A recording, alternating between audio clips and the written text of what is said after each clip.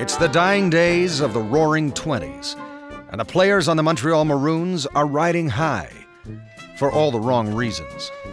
In the Maroons' dressing room, this craze for stock market profits became so strong that on one occasion, when coach Eddie Girard called a practice, only 1 or 2 boys showed up. The rest were downtown counting the riches in the rising markets. On Thursday, October 24th, 1929, the bubble bursts. Without warning, North American stock markets crash. The lives of millions of Canadians are about to change dramatically.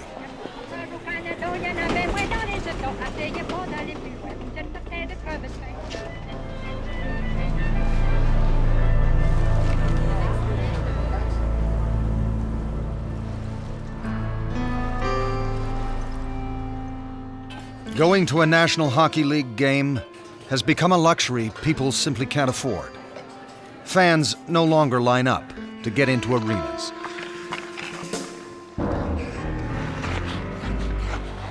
For the NHL, it's the start of a steep and sudden slide. Several teams fold.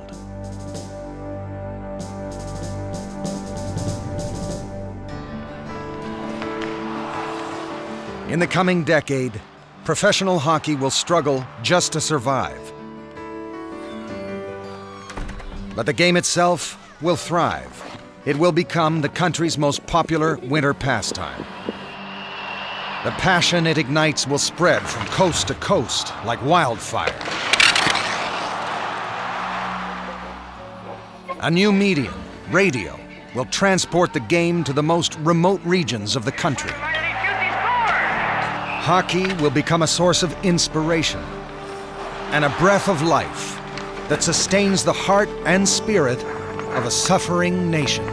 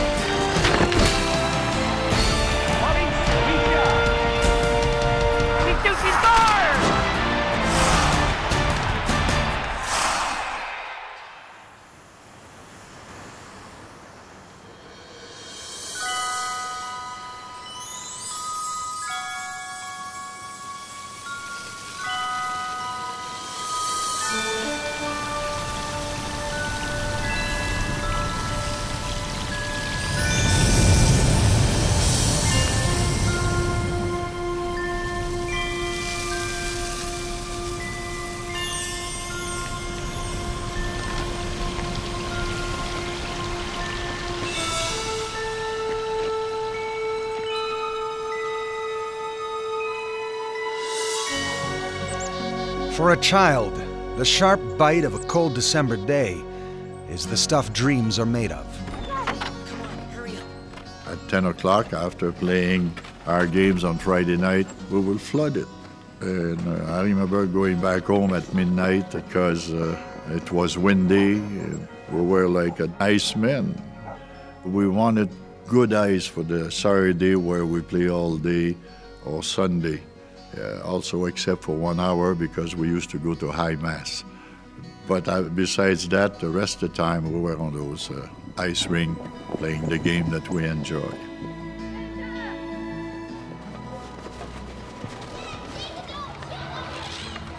As the Depression hits hard in town and country, Canadians cling to what they have or whatever's left.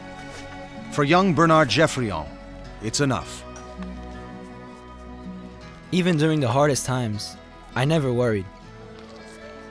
I never needed anything. I had skates, a stick, and a puck. Our neighborhood was warm and tight-knit. All the families helped each other. For kids, hockey makes a friend of winter and lets them forget the misery of the Depression. In Saskatchewan, it's something young Gordie Howe knows well.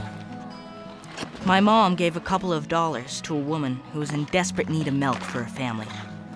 The woman gave my mom a gunny sack full of things, including a pair of skates. We went outside and we pushed and glided around an ice pond. When my sister Edna got cold and took her skate off, I put it on my other foot. From that moment on, I loved skating.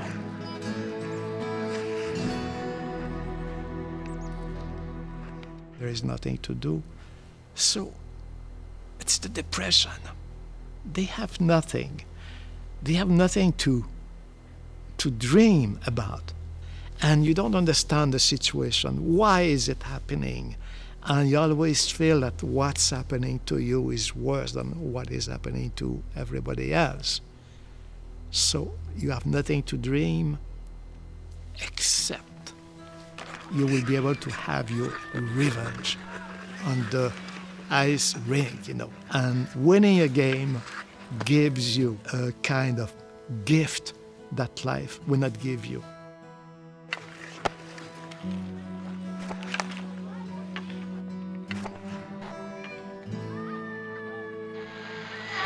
Hello, Canada and hockey fans in the United States. Getting ready to start the second period, and there's no score. As this passion sweeps the country, a new tradition takes root. Hockey Night in Canada travels the airwaves and sweeps into the homes of millions of Canadians.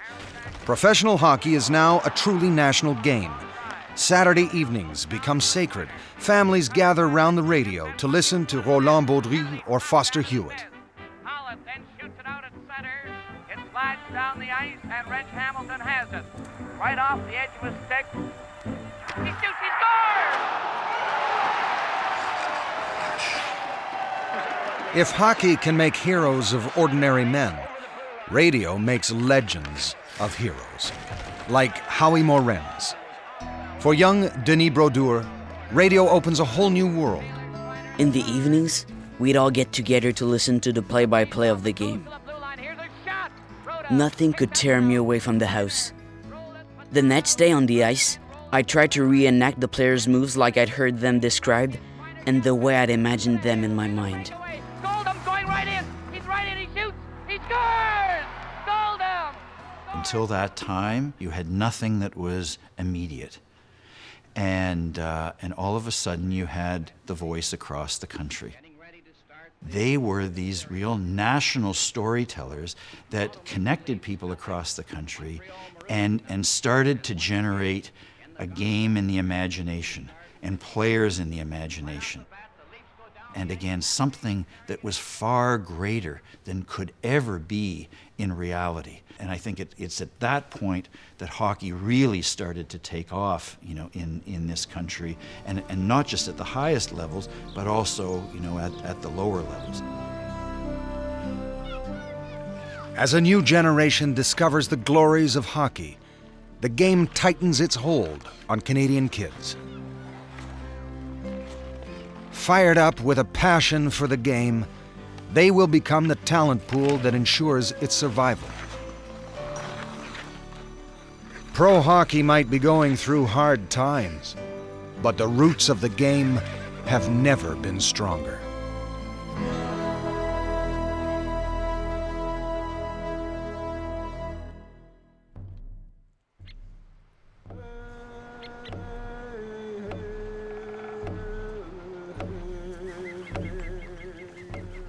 As the game grows, hockey's reach extends into the most remote corners of the country.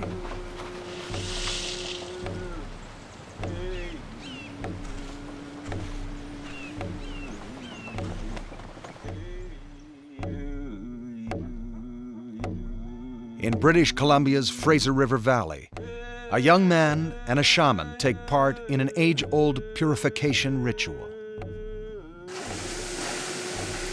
They draw from the spirit world the strength they need to confront the daily struggle. Many reserves live in extreme poverty, and Alec Antoine finds the courage to survive in a world of cold and ice. The Indians love the game. It gave them an opportunity to prove they were the best at a highly demanding sport. Hilary Place, the son of British immigrants, is impressed by Alec Antoine's skill. There were few hockey players as gifted as Alec Antoine. He needed just one stride to be in full flight. He turned with equal dexterity in either direction, and he skated backward with the puck better than most of the players could going forward.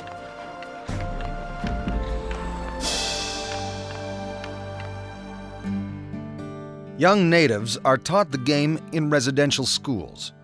It was intended to assimilate them into white culture. You're an Indian member of an Indian team, and it's the only place where you're allowed to be an Indian. Wearing that residential school uniform, playing against a non-Indian team. That's the only place in all of their lives through residential school where they actually could be Indians, and they could do something which is incredible. They could be proud of themselves because they could beat the white guys. They had been told for years and years and years that everything about their culture, their original culture, was bad. And here are this bunch of Indians which could beat those white kids. Now that was something else.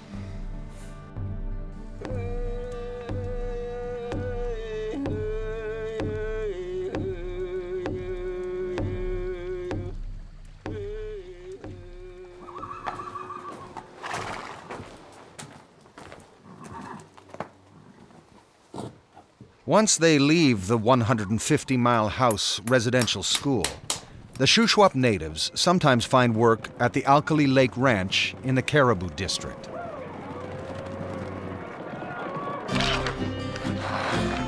In the winter of 1927-28, the most passionate about hockey form a team, the Alkali Lake Braves, and join the BC Northern League. Winning the game was not the only thing that counted. For them, the sheer joy of the contest of skills was important. A quick turn around an opposing player, skating, turning, stick handling, all the skills that made hockey the fastest, toughest, and most elegant game ever devised by man were their delight. They played the game not only with grace and power and skill, but with their souls as well. Alec Antoine is the Braves' heart and soul. He's got a hard, accurate shot. His ability to anticipate the play and his peripheral vision make him a formidable opponent. Games are played Sunday afternoons in Williams Lake. It's a long trip from the Alkali Lake Ranch.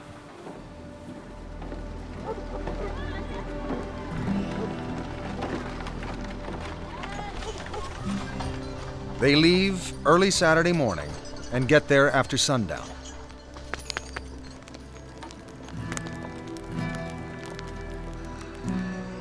Color boundaries were there, and Indians were denied many things because of their race. Indians were not allowed in the hotels or in the restaurant. Instead, they shoveled the snow aside and pitched their tents. Supper was some deer meat and boiled frozen potatoes. A campfire was the only source of heat.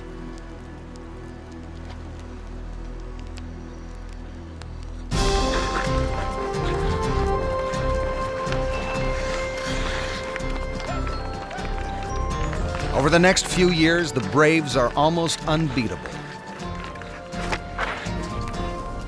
In the 1930-31 season, they win the Northern British Columbia Championship. In January 1932, the Braves are invited to play 2 exhibition games against a professional team from the Vancouver area. They have never traveled this far from home. In Vancouver, the Braves are up against the Commercials, an all-star team used to big rinks and large crowds. This tournament was native activist Andy Paul's idea. He hopes that the Braves will inspire other First Nations. It will be the Indians' night to howl, we hope, and we of Squamish will have a 40-piece band at the game. We hope to play our boys off the ice to the strains of See the Conquering Heroes. The Braves are an attraction, but not everyone is impressed. The Alkalis start in pursuit of the puck when the whistle goes off, and they never cease. There is little system, just dogged pursuit. They are still a primitive people, these silent, shadowy folk of the Northland, and they take their sport in the same way. The Vancouver Sun, January 16th, 1932. Doreen Arms and her husband Frank are from the Caribou District. They've come to watch the games. They had never played in front of so many people. The rink was quite a bit larger than they were used to, and they had no idea how to use the boards effectively, as the commercials hockey players did. The Braves lose both games to the commercials, but not by much. And even hard-bitten journalists admire their style. They did teach Vancouver one lesson. Hockey can be played absolutely without malice. They were beaten last night, and they took it with a smile. The crowd seemed to like that. Don't you?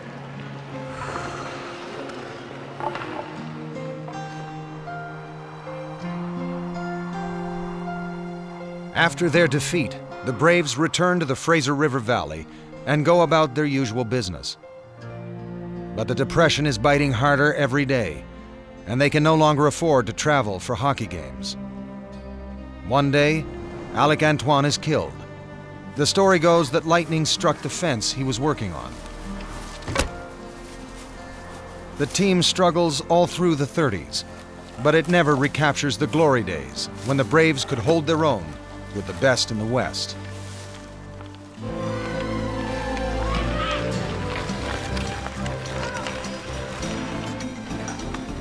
At about this time in Saskatchewan, a young boy takes his first steps on the ice. It's hard to say if he was inspired by the Braves, but this kid will make it to the top. 15 years later, Fred Sasakamoose will play 11 games for the Chicago Blackhawks. He's recognized as the first player from a native reserve to make it to the NHL.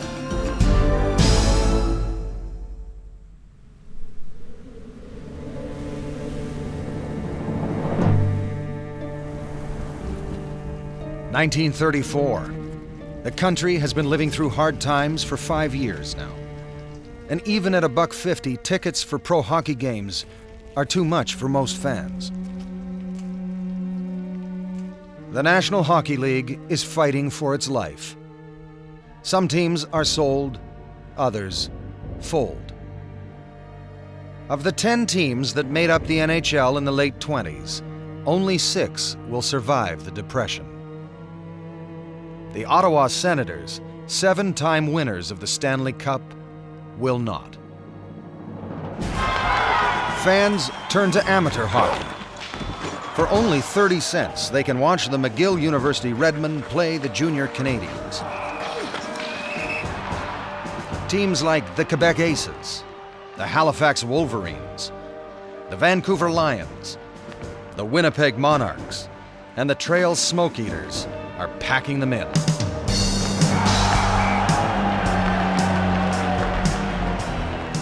Jerry Heffernan plays for the Montreal Royals. Attendance at Sunday afternoon doubleheaders was on average 14,000. During the week, Wednesday night, it usually was about 8,000 to 10,000.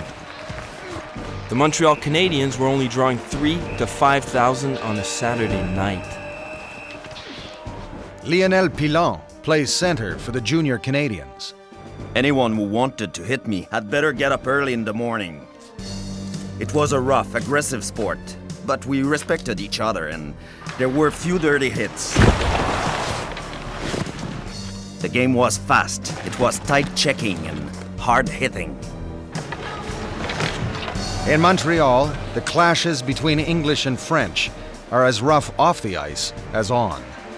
The Forum was packed on those nights. The fans in the seats created more mayhem than we did on the ice. The English were on one side and the French on the other.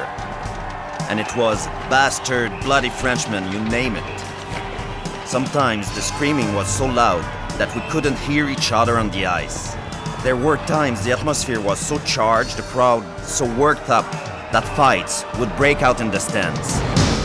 Well, you have to understand, too, that at the time in Montreal, the English and the French communities don't live together. They live next to each other. So for them to be sort of shoved together in an arena is a unique occasion. It's a unique experience. And yes, there is friction. There are fights. You can see in some of the literature and the poetry of the time that there were, little rivalries and things going on inside and betting between the two communities. So whether the owners played that up or not, certainly the fans recognized the differences between the two, and it was a point of tension, it was a point of intersection in the community. The English who thought they were superior and the French Canadians who were trying to prove something, together in the same barn, watching a hockey game with something to prove. The success of the amateur leagues comes at the expense of the NHL. Even the rivalry between the Canadians and the Maroons is no longer enough to pack the Forum.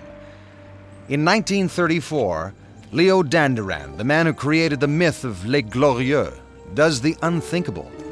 He trades Howie Morenz.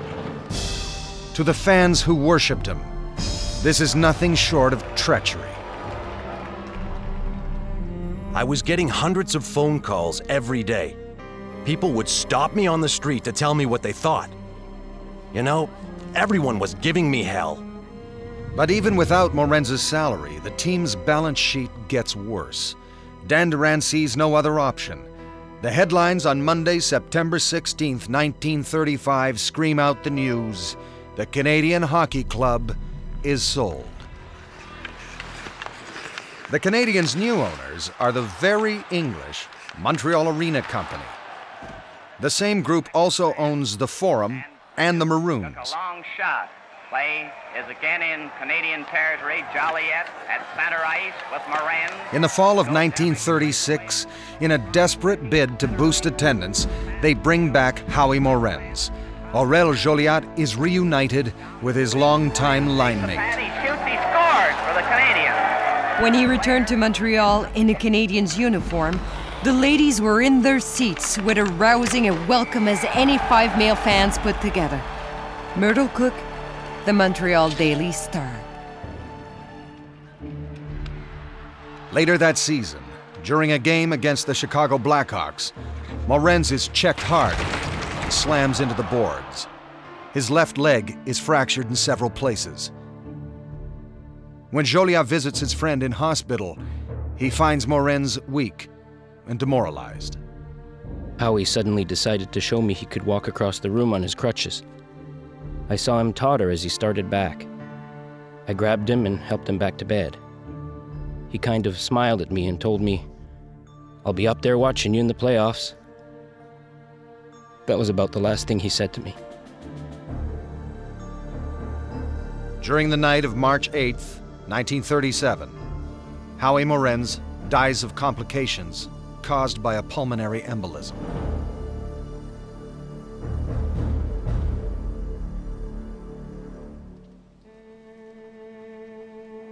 His body lies in state at the Montreal Forum. More than 20,000 fans come to pay their last respects to a man they'd idolized. For Camille Desroches, it's easy to understand why Morenz was so loved and admired. I think the best way to explain it is that to us, Morenz was as French-Canadian as we were, even though he wasn't. It's as simple as that.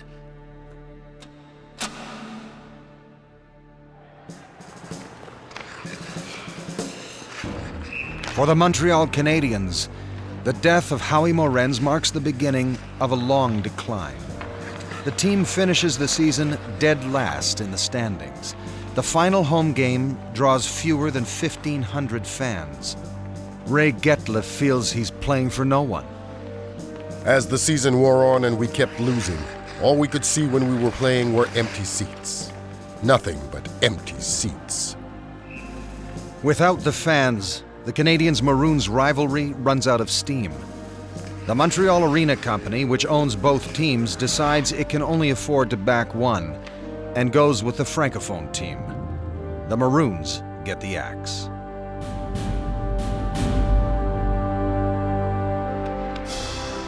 Even so, the Canadiens barely managed to survive until one day, a fierce and talented rookie steps on the ice.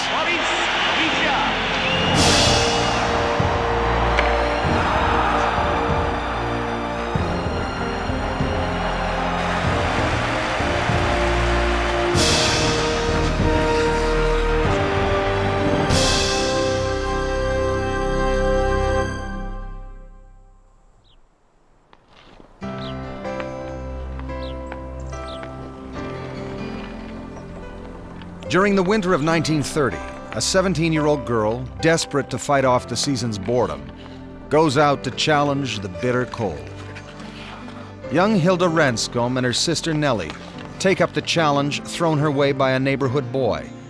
They put together a hockey team, the Preston Rivulettes. We didn't have any trouble learning hockey. We used to skate up and down on the Speed River and on the Grand River.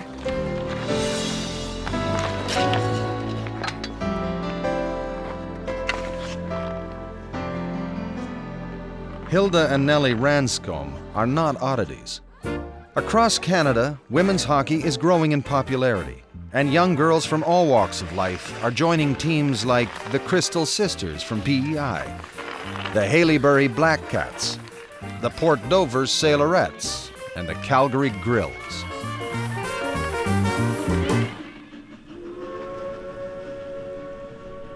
In Preston, a small town in the heart of southern Ontario's industrial belt, the Rivulettes already dominate the provincial league. They're soon the team to beat at the national level as well. Bobby Rosenfeld, a hockey star in her own right in the 1920s, is now a journalist. Hilda Ranscombe looks invincible with a puck and a stick. She has all the equipment for stardom. She's an instinctive performer. In home competition or on foreign ice, she is the same gifted player.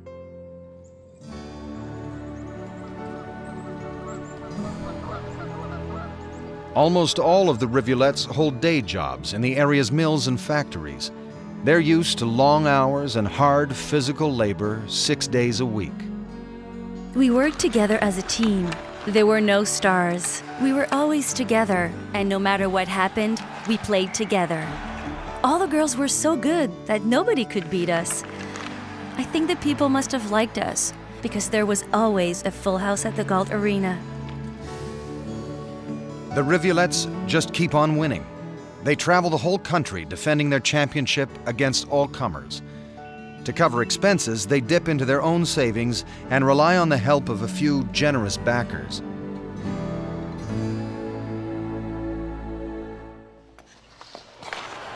Everywhere, every game, they display the same steely will to win. They never back down, never turn away. The girls roughed it up a little in the second period when 11 of the 17 penalties were handed out. Helen Ransom of Winnipeg and Marm Schmuck of the Rivulettes dropped their sticks and gloves and exchanged a number of full-swing blows that had the crowd gasping. Montreal Daily Star, March 26, 1935. Gladys Pitcher is 16. She works in a cardboard box factory in Galt. She's not afraid to mix it up. Don't kid yourself. If somebody hooked you, you turned around and let them have it. Somebody might have had 3 stitches here and 3 stitches there, but what's 3 stitches? The hockey takes over. They get the fire. If it got a little rough, it got a little rough. Hockey allows what we don't want to see in society to come out onto the ice. And women played quite a hard-hitting, quite a vicious game. Women were expected to be nicer, so maybe, a woman hitting another woman with a body check was seen to be that much more outrageous for its time. But the fact is, even the women who played will tell you that women can be quite as violent with each other on the game. The Rivulettes play the Crystal Sisters in Charlottetown for the Eastern Championship. Ruth Dargell is a 14-year-old rookie. Her day job is packaging whiskey bottles at the Seagram's factory in Waterloo. We were billeted in a beautiful hotel and taken on a horse and buggy tour that included the Parliament buildings. Then we had a fabulous dinner. We felt a little like royalty. We won our games and had national coverage. Oh, I also received a roughing penalty. Between 1930 and 1940, the Rivulettes lose only twice in 350 games. They win 10 provincial championships, 10 Eastern Division championships, and 6 national titles. The only thing that stops their incredible run is the start of the Second World War. The Preston Rivulettes were then quickly forgotten. I got married and gave up hockey, but I will never forget the excitement and pride of being one of the pioneers of the sport that I love.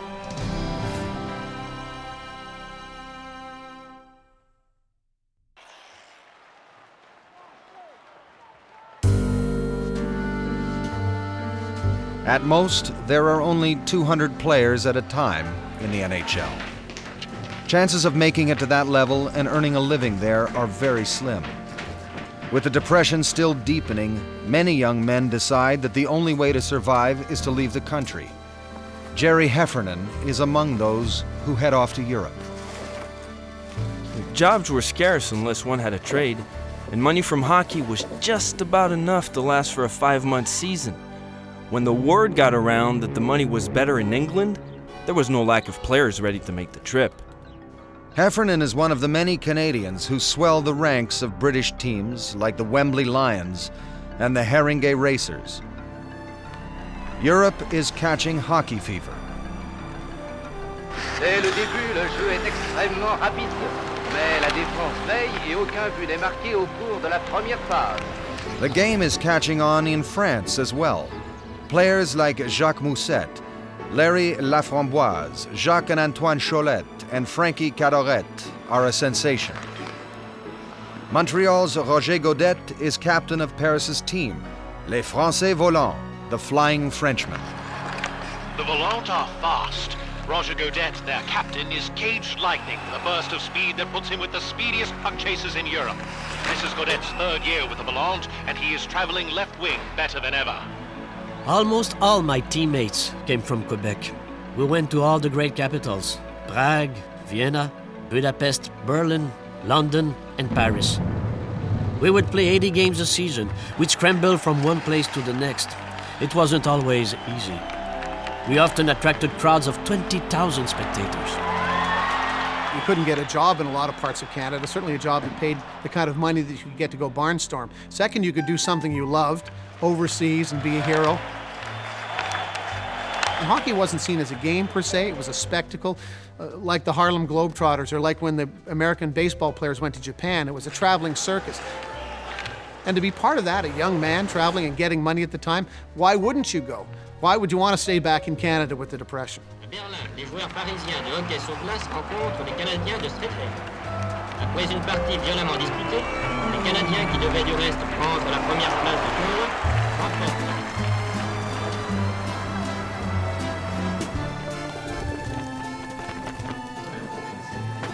The Français Volants are living the high life in Paris. Here, a good player can earn up to $2,000 a season. Back home, the same player would make no more than $300 in a semi-pro league.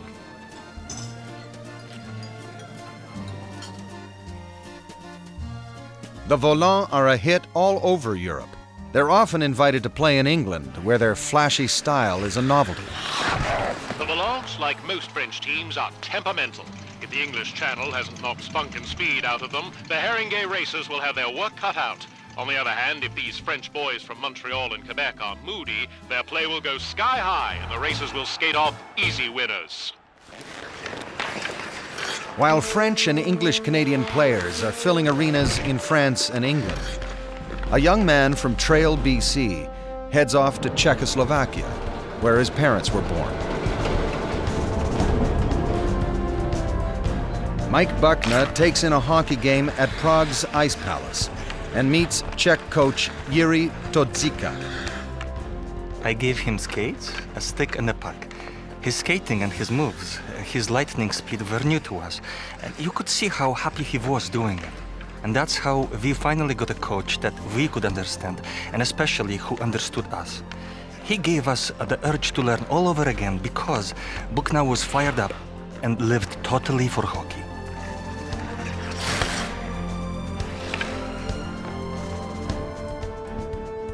As a player and assistant coach for the national team, Mike Buckner teaches the Czechs the fine points of the game. I taught them all that stuff which was purely Canadian. I showed them that when you take a man, you take him all the way, instead of giving him just a little push. I taught them passing plays, breakouts, and quick releases. And that's not all. Buckner crisscrosses the country, holds hockey clinics, and sets up minor hockey leagues everywhere. Soon, the Czechs are the dominant hockey power in Europe. I converted them to a different attitude where instead of being content to lose by a goal or two, you keep driving. That's the beauty of hockey, see?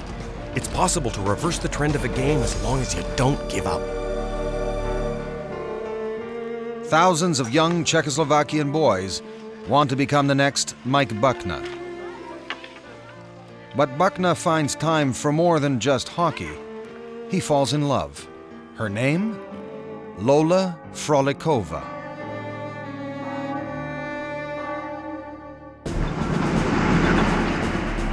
On March 15th, 1939, German troops march into Czechoslovakia and annex it to the Third Reich. Mike, with Lola, heads back to Canada. A few months later, Europe is engulfed in war. All of the Canadians who were playing hockey overseas come back home. But they leave behind a legacy, a passion for the game that will continue to grow.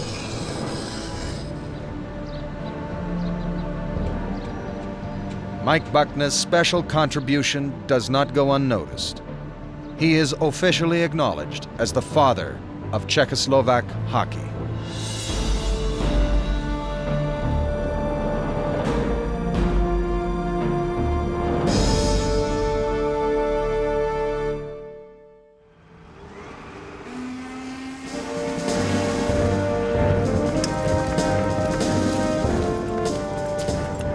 December 1939. While the National Hockey League is well into its regular season, 7,500 men with the 1st Canadian Division are in training in Great Britain. They're getting ready to launch a counterattack against Germany. But it's a long wait, and finding ways to keep morale high and maintaining discipline is a challenge. Just then, the Canadian Army High Command receives an astonishing proposal. Gilles Turcot played for the Junior Quebec Aces. Now he's a lieutenant in the Royal 22nd Regiment. Before the war, all the players of the English League were Canadians. When the war broke out, they all came back to Canada. So as early as January 1940, the managers of the English League went to see General MacNaughton and made him an offer. If you want to form a league, we'll pay all the expenses. So General MacNaughton said yes. There are thousands of good hockey players in the ranks. All they need is equipment, and they're ready to play until their day to fight the real war arrives. This extraordinary arrangement allows the British Hockey League to fill its arenas through the war by offering high-caliber Canadian-style hockey.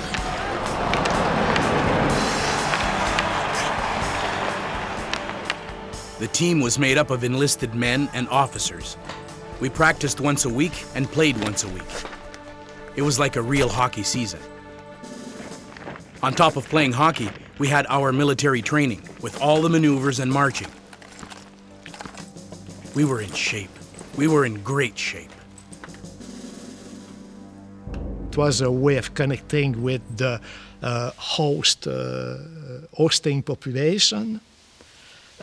Also in training, it was a way of building the group. And it was also a way of bringing some part of Canada with them.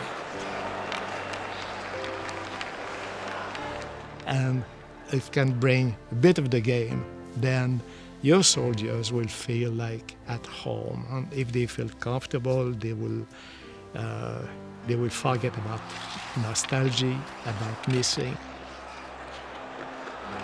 And also, let's say those people were living together. And playing hockey was a way of solving some differences that they could have. So it let the steam out. So that was the role of hockey in Europe.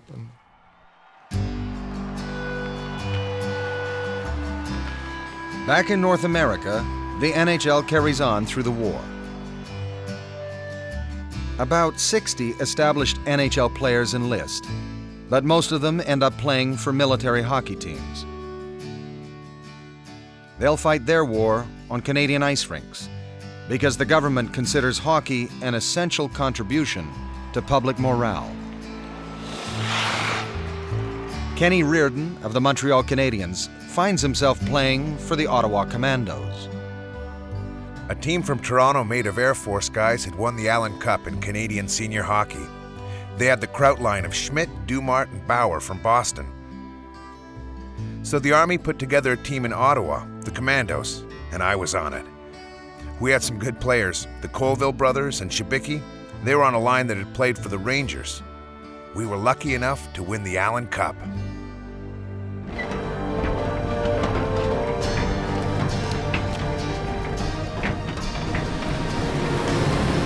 When the war ends, hundreds of thousands of soldiers come home. They return to a very different country. The Depression is over. A new era of prosperity is beginning. Radio has rooted hockey everywhere. It's become the national game, and it feeds the dreams of men like Richard, Howe, Sawchuk, and Plante. Television will bring a new dimension to the game and make icons of its stars. The NHL and the game are on the threshold of a new and glorious era.